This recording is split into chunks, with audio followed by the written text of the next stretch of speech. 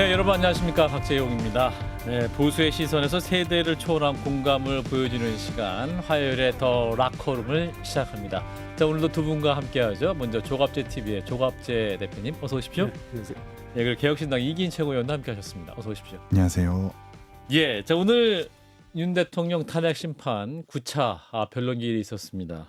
증인 신문은 없었고 중요 증거에 대한 설명 그리고 국회 측과 윤 대통령 측의 양측이 주장을 하는 그런 시간이었는데 일단 현장 영상을 보고 이어가겠습니다. 첫 번째, 공판 준비기일이 오전 10시고 오후 2시에 탄핵 재판을 잡으면 시간적 간격이 있는 점. 둘째, 재판부가 주 4일 재판을 하고 있고 증인 조지호에 대하여 구인영장 집행을 촉탁하는 점. 3.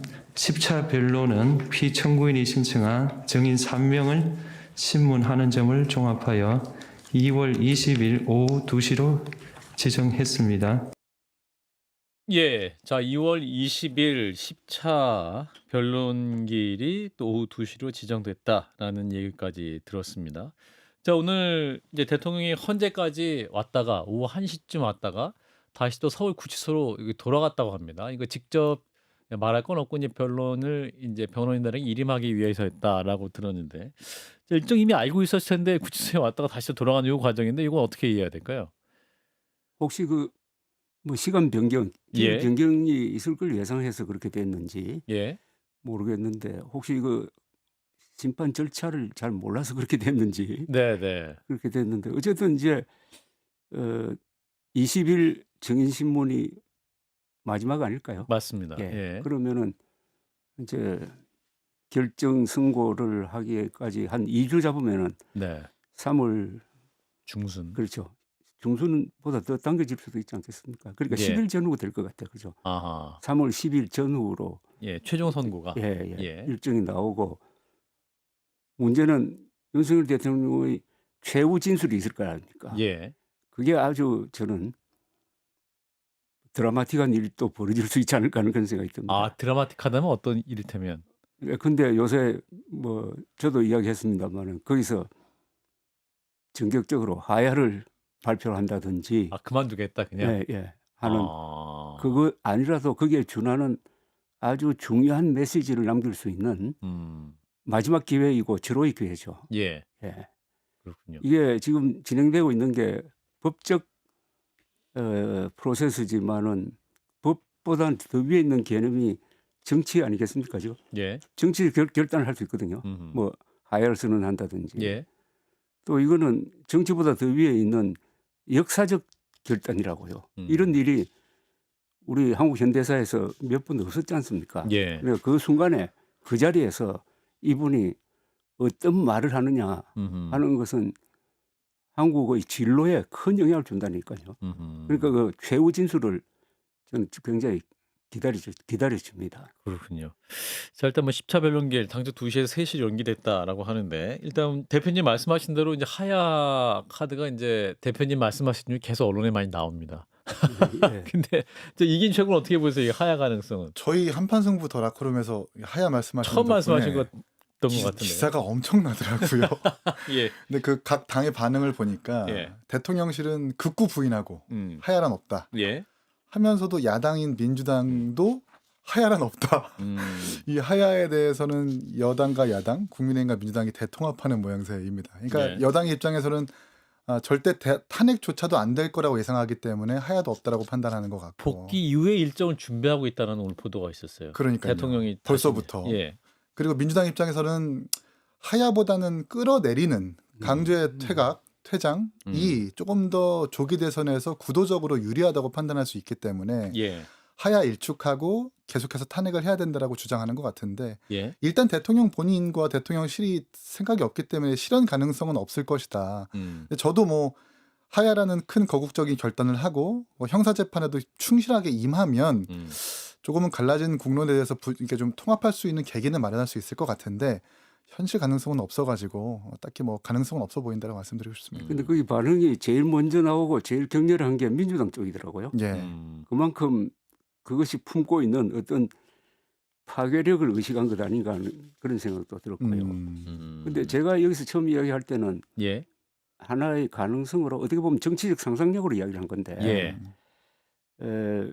지금 말씀드린 그 민주당이나 국민의힘 또는 윤석열 측의 그 공식적인 이야기 말고 예. 떠도는 이야기라든지 또 몇 사람의 그 논객들이 신문에 칼럼으로 쓰고 있는 내용은 저 주장하고 비슷해요. 예. 그러니까 하여튼 정치적 결단이 필요하다. 또는 마지막 이 최후 진술에서 뭔가가 나와야 된다. 그 뭔가를 가만히 들여다보면은 지금 결정이 기각으로 나오든지 파면으로 나오든지 그 뒤에 진행될 수 있는 국가 분열을 막아야 된다. 그다음에 윤석열 대통령의 하야 결단이 자유 진영을 대동단결시킬 수 있다. 그러니까 조기 대선에서도 유리할 수 있다 하는 몇 가지 논점이 공통적으로 진행되고 있더라고요. 예. 다만 이것은 윤석열 대통령이 결정하니까. 근데 이제 윤석열 대통령 입장에서는 실익이 없어 보입니다. 하야라고 실익이 하는 없나요? 것은. 예, 그렇죠. 왜냐하면 하야를 선택했을 때 계속됐던 탄핵 심판은 중지가 되겠지만 형사 재판이 중지가 되는 것은 아니니까. 아니지. 만약 하야를 했을 때 형사 재판에 영향을 줘가지고 그것이 중지가 된다면 하야를 검토해 볼 수 있겠지만 형사 재판은 그대로 가면서 탄핵 심판만 안 받겠다라고 하는 것은 실익은 없는 것으로 저는 여겨질 거라고 생각을 합니다. 가장 큰 실익은 뭐냐면 그러니까 저는 지금도 8대 0으로 탄핵이 될 인용된다. 파면된다고 예. 보거든요. 예. 그것하고 비교해야지. 그것에 비교해서 만약 미리 하야를 결정했을 때 남는 게 우선 법적으로 남는 게 탄핵당한 대통령이란 굴레는 벗는 것 아닙니까? 거라고요. 예. 예. 그리고 거기에 따라서 여론이 이제 제일 중요하겠는데 여론이 윤석열 대통령에 대한 동정 여론으로 바뀌고 또 그 여론은 또 이재명 대표에 대한 하나의 비수로 작용할 수도 있다고요. 예. 그러면은 불구속 재판, 형사 재판은 이거 불구속해야 된다라는 예. 이야기도 나올 수가 있고 또 무엇보다도 정치력이 남는 거지. 인기를 가지고 갈 수 있잖아요. 그러니까 파변됐을 때 손에 잡히는 자신의 정치력과 사전에 하야하고 사퇴했을 때 남는 것하고 비교하면은 엄청난 실익이 있지. 이 말씀 처음 하셨을 때는 한 10일 정도 시간이 있다고 말씀하셨는데 한 일주일 지났거든요. 그렇죠. 그러면 이번 주 내에 결정을 해야 되는 건가요? 그렇죠. 예. 이 상태가 그러니까 이 상태는 뭐냐? 5대 3으로 저 기각된다. 기각될 거다. 것이라는 이야기도 나오거든요. 예. 그쪽에서 예. 바로 이때가 찬스죠. 그런데 아. 누구나 봐서 이거는 8대 0이 들림없다라고 한 다음에 하야를 선언하면 극적 효과가 떨어지잖아요. 그러니까 이 타이밍을 어떻게 잡느냐. 예. 저는 윤석열 대통령도 이 문제는 고민하고 있을 거로 봅니다. 당사자니까. 예.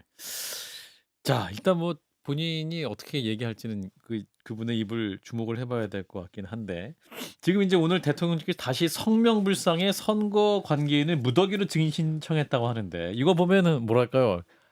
이게 재판 포기할 의사가 없어 보입니다. 이를테면 이제 선거 관계인이라면은 계속해서 부정선거 의혹에 대한 관련 증인을 부르려고 하는 것 같은데 현재는 이제 대통령 측 요구를 받아들이지 않고 있거든요. 그냥 이게 성명불상의 선거 관계인 이거 어떻게 해요? 상상 속에 지금 뭔가를 계속 뭐 요구하는 것 같은 그런 인상을 지울 수가 없습니다.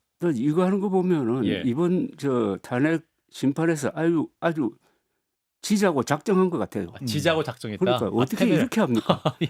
이게 무슨 전략이 있습니까? 더구나 지금 헌법재판소의 그 태도는 예. 그것은 논의 대상이 아니다는 거 아닙니까? 그죠? 그렇죠. 대법원에서 부정선거 이미 자체는, 판결이 부정선거 났기 없다는 것을 확정했고 지난 총선에서 부정선거가 없었다는 것은 모든 국민들이 눈으로 본 실상황인데 예. 계속 이런 식으로 이야기하고 또 중국 관련서를 그 헌법재판소라는 그 신성한 법정에서 입에 올리고 하는 걸 보고 아마 예. 속으로 막 짜증이 나 있을 거예요. 아, 현재 재판관들이 속으로는 짜증 났을 것이다. 그러니까 예. 이게 무슨 득이 되느냐 이겁니다. 무슨 득이.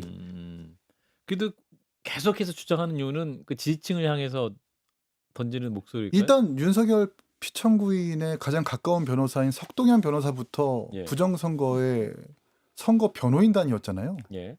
그리고 이번 증인 신청뿐만 아니라 4차 변론인가에서부터도 투표관리관과 선거 관계자를 증인 신청을 했었습니다. 이게 첫 번이 아니라 두 번째거든요. 그렇습니다. 예. 근데 헌법재판소는 재차 기각한다라는 것은 탄핵 심판과 별 연관이 없다라고 얘기를 하는 거고, 예. 그리고 7차 변론에서도 백종욱 제3차장 음흠. 그리고 그 사무총장 나왔잖아요. 선관위 사무총장. 예. 근데 선관위 사무총장이 사실 선관위가 지어진 지 수십 년 만에 외부 인사로 처음 등용을 한 건데 그 사람도 마침 윤석열 대통령과 중마우격인 사람인 거 아니에요.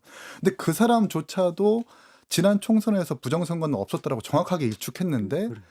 지금 윤석열 대통령 측만 계속해서 부정선거가 있다라는 식으로 주장을 하고 있는 건데, 미련한 건지 미련이 남아있는 건지는 모르겠지만 계속해서 허수아비를 때리는 식으로 한다면 탄핵 심판에서 계속 불리하게 작용할 것이라고 저는 생각을 합니다. 그게 예. 다른 목적이 있다고 봐야지. 지금 말씀하신 대로 지지자들 위한 뭐 립 서비스 예. 기각될 걸 각오를 하고 예. 그렇게 하고 있다고밖에 나는 볼 수가 음.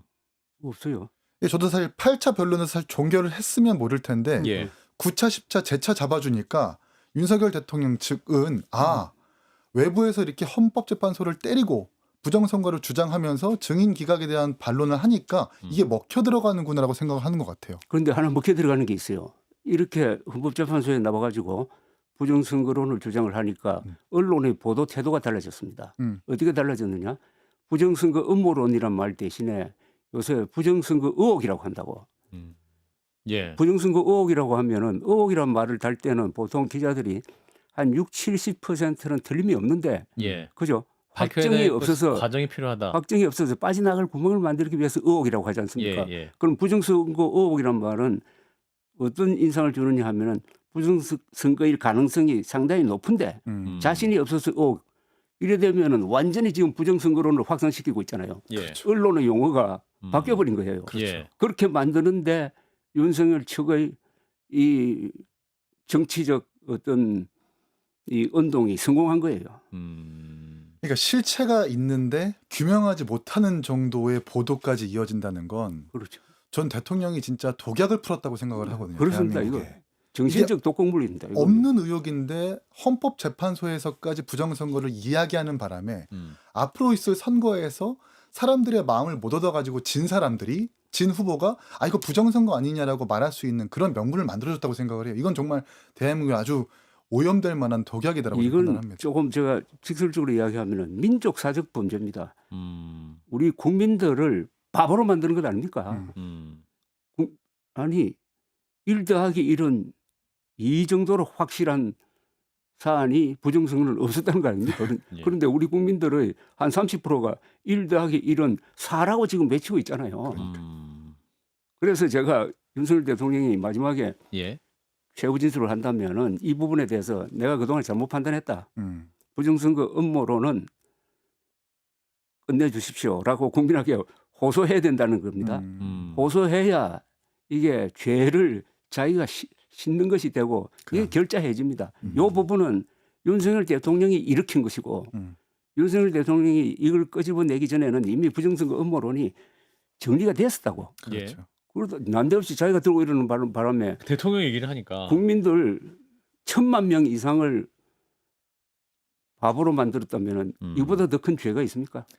예. 뭐 이런 가운데 이제 또 하나 그 김목식 전 서울경찰청장이 대통령의 계엄 선포 배경으로 가정사를 언급하면서 이 가정사가 무엇이었을까 뭐 이러한 이제 궁금증이 있었었는데, 일각에서는 이제 가정사가 김건희 여사 관련 내용, 명태균 씨가 12월 3일 날 구속 기소되면서 불거진 것이냐 이런 얘기가 있었는데, 추가적으로 여권 관계자는 대통령 본인은 자신은 물론 조카도 없고 고령의 어머니는 언제 돌아가실지 모른다. 사심 없이 나라를 걱정하고 있고 죽기 전에 제대로 된 일 하나 하고 죽어야 하지 않겠느냐. 이런 취지로 계엄을 한 것이다. 그러니까 죽기 전에 제대로 된 일 하나 하고 죽어야 되지 않겠느냐. 이런 또 여권 관계자가 말을 했다고. 이 말은 어떻게 들으셨습니까? 이건 뭐 확인해 봐야 되는데. 예, 예. 근데 이 말이 그럴듯하게 들립니다. 그럴듯한가요? 예, 저 모친이 이렇게 좀 가정사. 경환 중이라는 것은 예. 확실하고 하니까 그 자리에서 김건희 여사 이야기를 했을까 하는 생각은 좀 들고요. 예. 예, 저는 이게 확인은 안 되지만은 이 주장을 좀 차라리 이 주장이 더 설득력이 있다. 드리고 싶습니다. 예. 예. 이긴 최고는? 그러니까 계엄 선포 배경에 가정사가 있다는 것 아니에요. 가정사라고 한다면 가족과 관련된 이야기일 텐데 음. 윤석열 대통령의 가족이라고 한다면 언론 보도에 따르면 이제 여동생 한 분 계시고 음. 홀 어머니 계시고 또 아내분인 김건희 여사가 있는데 홀 어머니와 여동생 때문에 계엄을 선포했다라고 하는 것은 너무나 부자연스럽고 그렇다고 한다면 아내와 관련된 일일 텐데 거기서 이제 김봉식 차장이 증언을 이어가면서 뭐라고 얘기를 했냐면 특검과 관련된 것은 아니다라고 얘기했거든요. 예. 그 가정사가. 예. 그렇다고 한다면 김건희 여사의 특검과 관련된 것은 아니겠지만 유추해 보건대 만약에 김건희 여사가 가정에서 김건희 특검을 막아내지 못한다면 여보 나와 이혼이야라고 할 수 있다면 사랑하는 아내와 결별을 막기 위해서 계엄을 선포한 지경에 다다를 수 있지는 않을까. 이게 그렇지 않다면 가정사와 연결할 수 있는 계엄 선포 배경이라는 게 짐작하기가 어렵거든요. 네, 다소 좀 어려운 논평이 아닌가 싶습니다. 예. 자, 두 번째 영상 가기 전에 딱 하나만. 그 지난주에 홍장원 전 국정원 1차장 저희 방송에 출연을 해서 이제 맞습니다. 단독 예. 독점 인터뷰했는데 맞습니다. 대표님도 보셨죠? 맞습니다. 어떻게 보셨어요? 이제 오는 그분이- 목요일 날 2차 출석을 하게 되는데. 그분이 말을 잘하대요. 아, 예. 어떤 면에서는 말을 너무 잘한다는 느낌도 들고요. 아, 그런가요? 예. 근데 뭐 그분 이야기 들었나 마나 이게 예. 사안은 간단한 거 아닙니까? 음. 그 체포자 명단을 적은 쪽지가 있느냐 없느냐 예. 있는 거 아닙니까? 있죠. 있죠. 확실히 있죠. 있으면 끝난 것 아닙니까? 예. 그게 어떤 식으로 작성됐든지 그건 다른 문제고 그것을 그 존재를 또 증명해주는 확실한 증언은 아마 20일 나올 분 조지호 경찰청장 아닙니까? 예. 경찰청장이 아마 계엄 직후에 검찰에 불려가서 진술한 내용은 너무나 생생하잖아요. 예. 한동훈이라는 이름이 맨 마지막에 불러주더라. 음. 그래서 놀랐다. 그게 또 한 사람 추가해가지고 이재명 불구속한 판사 이름도 불러줘가지고 예. 16명이 되었다. 예. 그 받는 순간 이게 뭐냐 하는 음흠. 분노가 치밀었다. 이런 식으로 구체적으로 진술했잖아요. 예. 이거는 말이 오염되기 전이거든요. 음흠. 그러니까 기억도 오염되기 전에 생생하게. 그러니까 그 진술이 항상 이런 문제는 제1차 진술이 제일 중요한데 음흠. 그것하고 홍 차장의 이야기하고 다 맞아 떨어지잖아요. 있잖아요, 그러면은. 예, 메모도 있고. 다만 이게 말하는 사람도 있고. 이게 현재까지는 국방장관이 불러준 걸로 돼 있잖아요, 그죠? 예. 그 국방장관은 그러면 윤석열 대통령으로부터 지시를 받은 거냐 안 받은 거냐 하는 부분에 대한 조사는 그건 형사재판소에서 하는 거고 예. 이 헌법재판소가 판단하기에는 일단 체포조가 움직였다 하는 정도의 사실 확인은 된 거 아닐까요? 예. 이긴 최고도 짧게 말씀 주시죠. 저도 홍장원 차장 인터뷰 쭉 봤는데 일단 조회수가 상당히 많이 나오더라고요. 많은 예. 분들이 좀 홍장원 차장의 입에 좀 주목하고 있더라. 예. 쭉 봤는데 거짓은 없어 보입니다. 네, 확실히 거짓을 말할 동기나 계제가 없어 보여요. 그리고 대통령에게 체포 지시를 받았다고 주장하는 사람도 안 받았다고 주장하는 측도 모두 다 공통된 의견, 그것을 관통하는 하나의 진실은 명단은 있다라는 그렇죠. 거거든요. 그게 이제 14명인지 16명인지 그 다소간의 차이는 있다 하더라도 예. 명단은 있기 때문에 그것을 직접 지시를 받았는지는 조금 더 알아봐야 되겠지만 재판관들이 탄핵을 그렇죠. 판단하기엔 충분한 증거일 수 충분. 있다. 계엄 선포를 통해서 만들어진 명단이기 때문에 지시를 받았는지는 아직은 불투명하지만 재판관들이 탄핵 판단까지는 충분히 이를 정도의 증거 그리고 그것을 홍장원 차장이 충분히 입증해 줬다라는 생각이 들더라고요. 예, 여기까지. 자, 두 번째 영상 볼 텐데. 자, 명태균 씨 이름이 계속 이제 더 오르고 있습니다. 이제 사건이 서울중앙지검으로 이송이 됐기 때문인데 지금 이제 핵심 의혹을 이제 서울중앙지검에서 수사를 하고 있습니다. 곧 김건희 여사의 소환, 그 대통령부도 소환할 수 있다는 보도가 나오고 있는데 명태균 씨의 변호인이 검찰 수사에 대한 입장을 전했습니다. 관련 영상 보고 이어갑니다. 저희들이 제출한 한금폰 안에 모든 것이 다 들어 있습니다. 육성 녹음도 그 안에 있습니다. 그럼에도 불구하고 김건희 씨에 대해서 소환조차 이루어지지 않고 있습니다. 변호사님, 그러면 명태균 특검이 김건희 특검으로 가는 지름길이라고 보고 계십니까? 그렇습니다. 다 빨려 들어올 겁니다. 국민의힘은 사법체계의 근간을 흔드는 명태균 특검법에 결코 동의할 수 없으며 민주당이 특검법을 일방 통과시키는 경우 제2요구권 행사를 적극 요청할 예정입니다.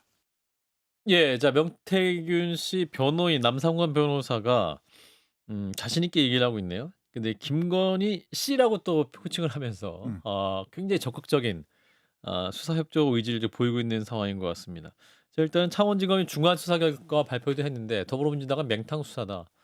좀 비판하고 있는 상황인데 자, 서울중앙지검으로 이송이 됐습니다. 관련 수사 더 잘 진행될 수 있다고 보시는데 어떻게 보십니까, 대표님? 어제 그 뭐 복기록이라고 하기도 하고 녹취록이라고 그러긴 하는데 예. 그게 결국은 김건희 여사의 대화, 명태균 씨의. 그러니까 녹음을 푼 건지 예. 아니면은 명태균 씨가 기억하고 있는 걸 구술해서 만든 건지 예. 그건 좀 알아봐야 되겠죠. 그 네. 확인이 필요하다고 생각합니다. 예. 그런데 그 내용 특히 이 김 검사라는 분이 있잖아요. 예. 김상민 검사 김상민 검사. 이 사람을 무리하게 공천시키기 위해서 김건희 씨가 통화한 내용 저는 이 부분이 이번에 수사를 하면 제일 서울에서 해야 될 핵심적인 내용이라고 생각을 하는데 예. 근데 그것도 보니까 결과가 컷오프 됐잖아요. 그죠? 예. 그렇죠. 그렇죠. 예. 경선에 김영선 올라가지도 예. 못했습니다. 네. 네. 그럼 뭔가 좀 이렇게 좀 허황된 것 같기도 하고 아니면 그때 한동훈 비상대책위원장이 아주 공정하게 이 경선 과정을 관리를 했는지는 모르겠는데 예. 다만 그 내용에서 굉장히 충격적인 게 하나 있더라고요. 어떤 부분이 뭐냐면 충격적이었어요? 예. 김건희 여사가 명태균 씨한테 그 날짜가 보니까 2월 이제 15, 16일 뭐 이 근방인데 이번 총선은 보수 정당 역사상 최대 의석을 확보할 것이다. 라고 자신만만해 했다는 겁니다. 예. 그리고 그 이야기를 그 국민의힘 당직자로부터 들었다는 이야기예요. 예. 그때가 사실은 약간 근거가 있거든요. 2월 6일 기억나십니까? 작년 2월 6일 윤석열 대통령이 의과대학 정원 2,000명을 발표를 했을 때입니다. 네. 예. 그리고 그 직후에 굉장히 여론이 올랐습니다. 예. 적극적인 언론의 도움을 받아가지고 그때의 타이밍에서 그렇게 생각했다는 그 아닙니까, 그죠? 예. 그런데 그게 곧 한 달 지나니까 완전히 반전이 돼가지고 결국 의료 대란으로 가고 이게 총선에서 참패하는 게 됐거든요. 바로 2월 의료 정원 의대 정원 2,000명 계획이 발표된 직후의 윤석열 대통령과 김건희 여사의 시국 인식이 저는 거기 딱 찍혀 있다고 봅니다. 그러다가 완전히 오판이 돼버렸어요. 예. 오판이 그게 오히려 총선을 망치는 결정적 요소가 됐는데 그러니까 2,000명 정원을 물리지 않고 계속 지금까지 밀어붙여가지고 지금 1년이 지나니까요. 어제 어떤 통계가 나왔느냐 하면은 원래 전문의 시험 응시자가 2,000명이 줄었습니다. 예. 2,700명이 배출돼야 되는데 500명까지 2,000명 그러니까 매년 2,000명 의사 늘리려고 하다가 2,000명을 줄여버렸다 이거예요. 예. 이걸로 끝났습니까? 초과 사망자가 1년에 한 6,000명으로 지금 추계가 됩니다. 6,000명이 억울하게 죽었다는 거예요. 예. 그리고 총선 망쳤잖아요. 그런데 이런 일련의 과정 속에서 김건희 여사의 2,000명에 대한 무슨 집착이 윤석열 대통령한테 영향을 주고 해가지고 지금도 진행 중인 의료 대란의 한 원인을 제공한 것 아니냐 하는 나는 그게 읽혔어요.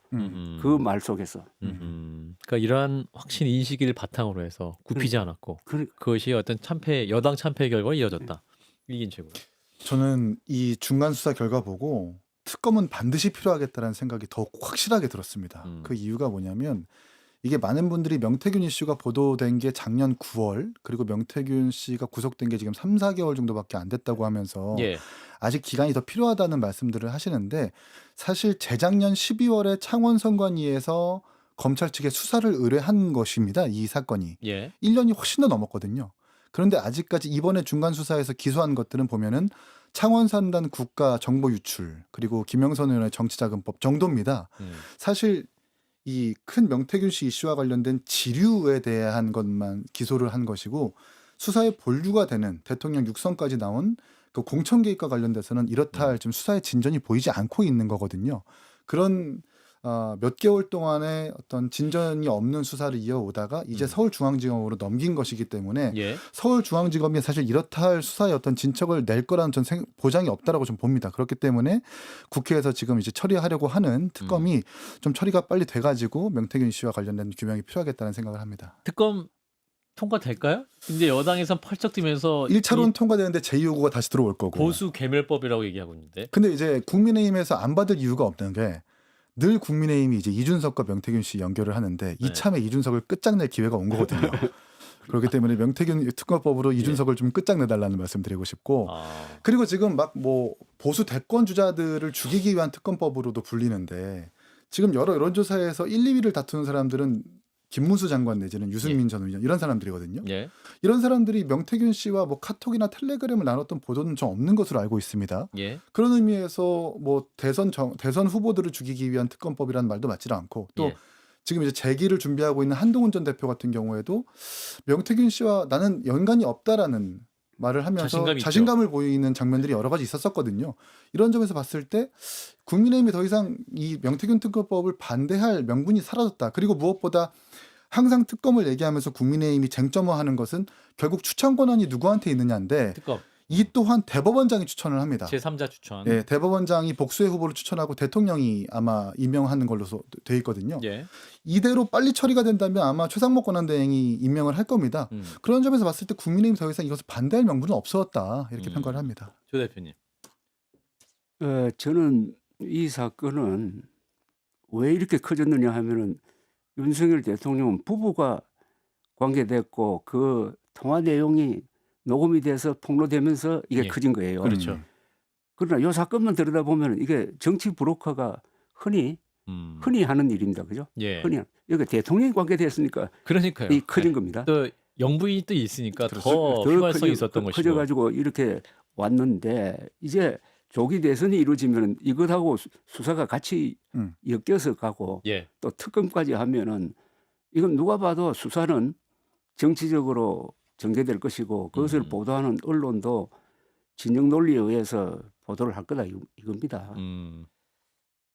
그래서 이걸 지금 안 그래도 지금 이 탄핵 하나만 가지고 온 나라가 분열되어 있는데 이것까지 덧붙여 가지고 과연 정의가 구현될까 하는 생각은 들어요. 그렇군요. 그러나 이건 무시할 수는 없는데 예. 이런 식으로 일을 벌려 가지고 정치인들이야 뭐 좋아하는 사람 좋아하고 싫어할 사람 싫어하겠지만은 국민 입장에서 크게 벌릴 사안은 아니다라는 생각이 듭니다. 그렇군요. 네. 근데 지금 이제 중요한 여당의 대권 주자 두 분이 또 가장 많이 거론돼. 이를테면 오세훈 시장이 이제 또 추가로 밝힌 내용이 명태균 씨가 오 시장을 두 번이 아닌 총 4번 만났다. 검찰이 진술을 했고 오세훈 시장이 전화를 걸어와서 나경원이 이기는 결과가 나왔다.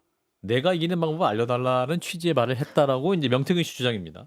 근데 오 시장 측은 옥중소설이다라고 강력하게 반발하고 있고 100% 사기다라고 이제 하고 있는데 홍준표 시장 얘기도 나오고 있어요. 홍준표 시장은 샅샅이 조사해라.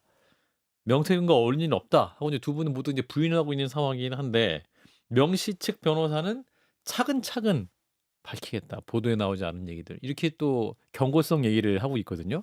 그럼 이거 뭔가 있는 것이 아니냐 국민들 입장에서도 그렇게 생각할 수 있는 거 아닙니까? 이 차라리 그냥 이준석처럼 관계를 부정하지 말거나 좀 어떤 대화가 오고 갔는지 실제로 솔직하게 얘기를 했으면 모르겠는데 예.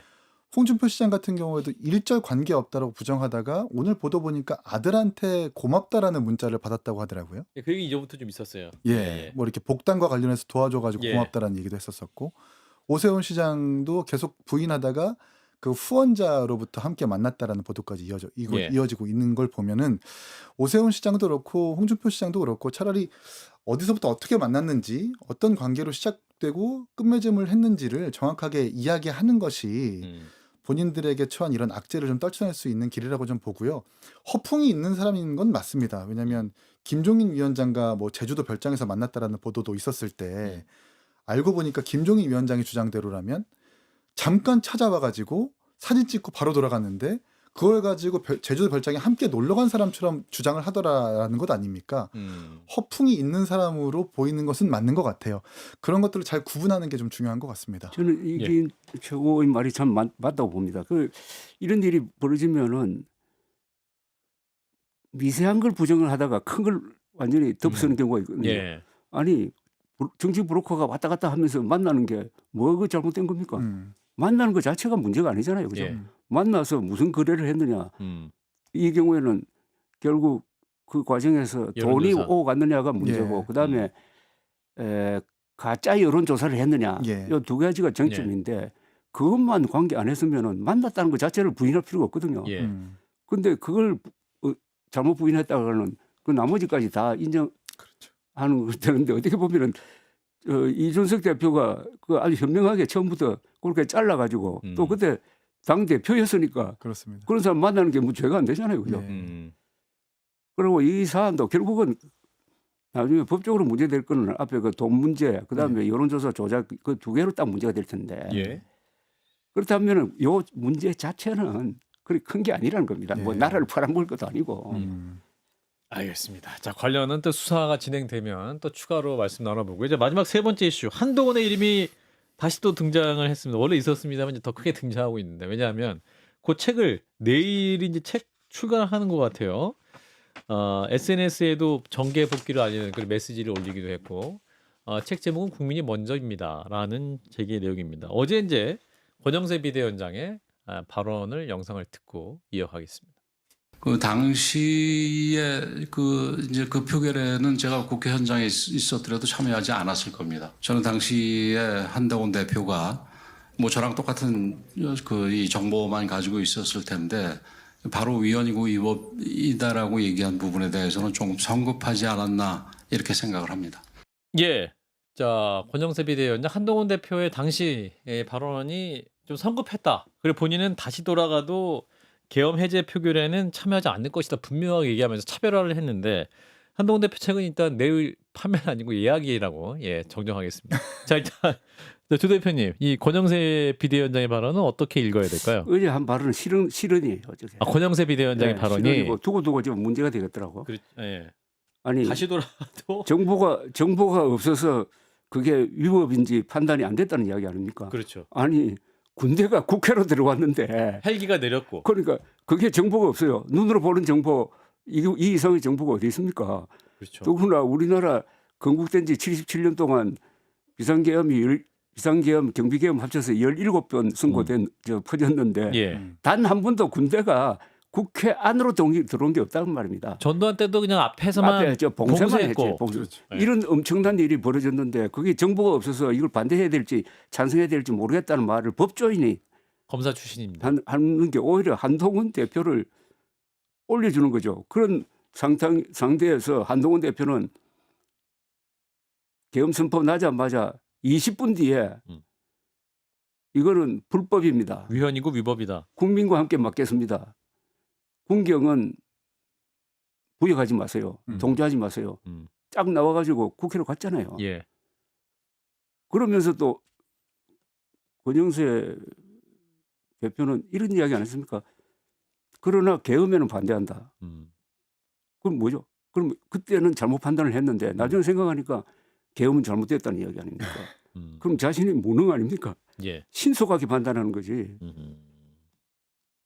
이긴 최고. 권영세 위원장 과거에는 참 합리적인 의원으로 평가를 받았던 적이 있었거든요. 예. 이 강성 보수의 주류의 의견에 편승하지 않고 그래도 비주류로 치부받는다 하더라도 꼭 할 말은 하는 의원으로 평가받았던 적이 있는데 예.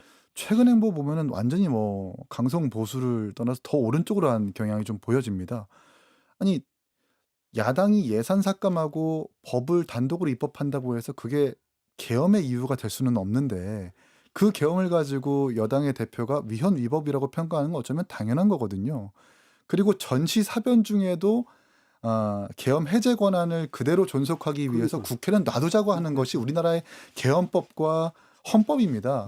그런데 계엄 선포해놓고 가장 먼저 군을 투입한 대통령이 우리 윤석열 대통령인데 그걸 가지고 위헌 위법이라고 평가한 여당 대표를 두고 성급했다고 얘기한 법조인 출신의 비대위원장을 우리가 어떻게 평가를 해야 되겠습니까? 이거는 굉장히 우려스럽다는 말씀밖에 드릴 수 없습니다. 근데 이분이 또 그와 같은 문법으로 부정선거 음모론에 대해서 뭐라고 이야기하냐면은 자기는 부정선거 음모론 믿지 않지만은 많은 사람들이 의혹을 가짐으로 뭐 사전 투표를 뭐 바꿔야 된다든지 이런 식으로 분투표를- 이야기를 한다고. 그렇습니다. 그 부분이죠. 아니 이게 어떻게 말로서 성립이 될 수 있느냐 이겁니다. 나는 반대하지만 그러니까. 나는 부정하지만 그래도 살펴볼 부분이 있다고 생각한다. 아니 국민의힘이 사전 투표하라고 선거 때마다 선전했잖아요, 그죠? 예. 그렇죠. 안심하고 하십시오. 윤석열 대통령 후보의 본인도 사전 투표했습니다. 공보물에도 적혀 그렇게 있습니다. 해놓고 이제 사전 투표 고쳐야 된다면 그동안 국민들을 속였다는 이야기 아닙니까 이거? 예.